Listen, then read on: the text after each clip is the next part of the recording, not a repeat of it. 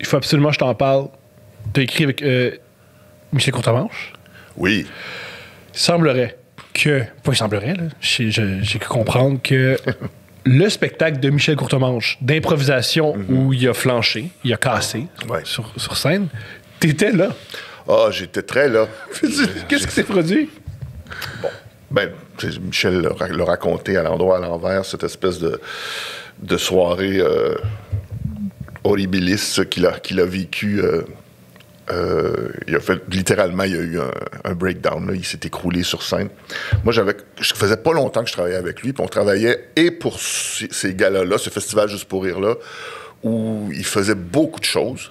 Et en même temps, on développait un show en parallèle, un one-man show, un nouveau show. Fait qu'on travaillait sur plein d'affaires en même temps. Puis Michel était une période très sombre, dirons-nous. Mais en même temps, parallèlement à ça, extrêmement créatif, puis extrêmement pompé. Puis... Il est au sommet. Mm-hmm. C'est un des hommes les plus connus sur la planète. Exactement, tout à fait. C'est des shows au Japon. T'avais Céline Dion, le Cirque du Soleil, puis Michel Courtemanche, c'était quasiment sur un pied d'égalité des trois. Là. Ouais. Au niveau de la notoriété mondiale, c'était... On s'en rappelle pas, là, mais c'était gigantesque. Puis Michel avait le talent pour faire ça. En même temps, il y avait comme... il va le dire lui-même, il n'y a pas cette espèce de switch pour dire « OK, là, c'est assez, je vais me reposer. » Toujours plus. Et il est capable de livrer jusqu'à un certain point. Alors, on travaille tous ces projets-là en même temps. On développe des numéros qui sont écrits aux trois quarts, qu'on n'a pas rodés et tout. Puis on fait au festival, il anime un gala en anglais, il anime un gala en français en même temps. Et après avoir animé un gala en français, où il y a cette soirée-là, oui, c'est ça. Puis ça, je ne l'exagère pas.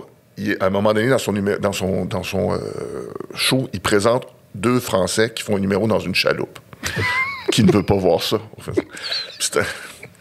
Mais le numéro est... c'est 2 Français dans une chaloupe. Que dire de plus? Et Michel, dans un élan de génie, les présente, mais là, sa présentation...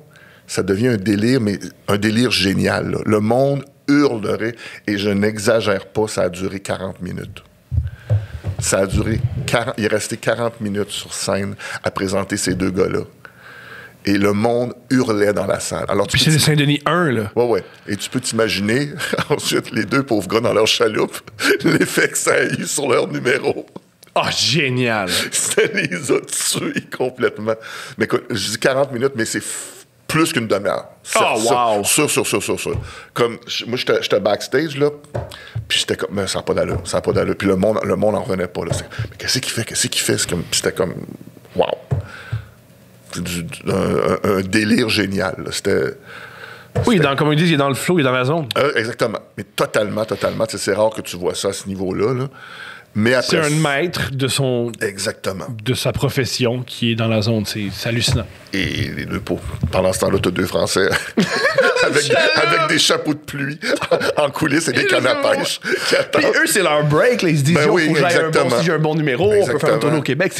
Le monde, ça hurle dans la salle, comme de rire là, de la présentation de Michel qui ne se termine plus. Puis c'est ça. Fait que là, après ce show-là, inexplicablement, Michel a booké un hangar dans le Vieux-Port. Après le spectacle? Après son gala. À 11h, il y a ce show-là, qui est un show qui va être improvisé complètement. Il faut juste mentionner, animer un gala, c'est drainant physiquement. C'est mentalement, physiquement. Moi, après un podcast, je fais une chose qui arrive, ça me dérange pas. D'accord, je l'ai. Ben, veux-tu répondre? Non. Pas devant... ben, bref. Non. C'est Pierre-Michel Tremblay. Ah, salut! Hey! Mais c'est très drainant. Puis lui, c'est wow! Ça. Là, il peut pas être heureux de ça. Il peut pas décanter. Non, c'est comme il est sur un high incroyable, puis là, il part, puis ça va faire l'autre show où les attentes sont dans le plancher parce que... Il va révolutionner l'humour. C'est ça.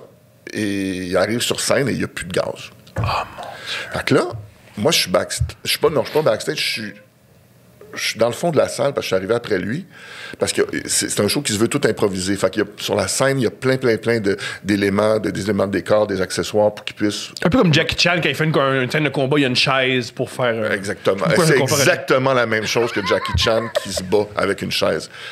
T'as mis le doigt dessus. C'est pareil. Fait que... ça pouvait pas mieux tomber comme exemple. Qu'est-ce qui s'en va avec ça? C'est comme Jackie Chan. OK. Fait que... Non, c'est pas comme Jackie Chan du tout qui se bat avec une chaise.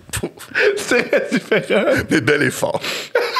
Fait que là, c'est ça, il y a plein d'éléments sur scène, puis là, il commence son show, puis là, il est supposé d'improviser, mais là, il commence à faire un numéro qu'on est en train d'écrire, qu'il n'a jamais rodé. Puis, fait qu'il y a comme 20 minutes, puis là, il embarque dans... Fait qu'il y a comme 20 minutes du nouveau show qu'il n'a jamais rodé, mais qui sait comme à peu près par cœur. Fait qu'il passe toutes les 20 minutes, puis après ça, il n'y a plus rien. Fait que là, il s'assoit sur la scène, puis il dit, je suis plus capable, excusez. Fait que là, on avait préparé quelque chose, il y avait comme une espèce de bol sur la scène avec des suggestions d'impro. Fait que là, désespéré, il dit, là, bon, je vais faire de l'impro. Fait qu'il cherche le bol, puis là, il crie. Il le trouve pas, puis il crie dans la salle. Marc Brunet, es-tu dans la salle? Moi, je suis dans le fond. Fait que là, il dit, sont où les suggestions d'impro? Et là, j'ai une vision qui m'apparaît sur mon banc d'auto, à côté de moi, dans une enveloppe brune. Fait que là, je fais, sont dans mon char! Puis là, il est sur la scène, puis tabarnak! Et après ça, ben, ça s'est terminé comme ça s'est terminé. Ma calice! Oh! Quelle soirée! Quelle soirée! Quelle soirée! Ouais. C'est Forrest Gump. T'es le Forrest Gump de l'humour. Ah, c'est cool. C'est ça, je suis toujours là au moment. C'est toujours là au moment. Dans un truc en noir et blanc. Ben oui. Fait que c'est ça. Puis après ça, j'ai pas revu Michel pendant 6 ans, parce qu'il est parti sago partout sur la planète. Puis on s'est retrouvés plus tard pour aller luncher et jaser de tout ça. Wow!